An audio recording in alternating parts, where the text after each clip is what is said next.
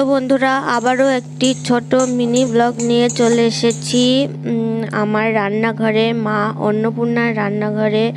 তো আজকে বিকালের জলখাবারটা আপনাদের সঙ্গে শেয়ার করছি। তো জলখাবারে কি ছিল দেখুন।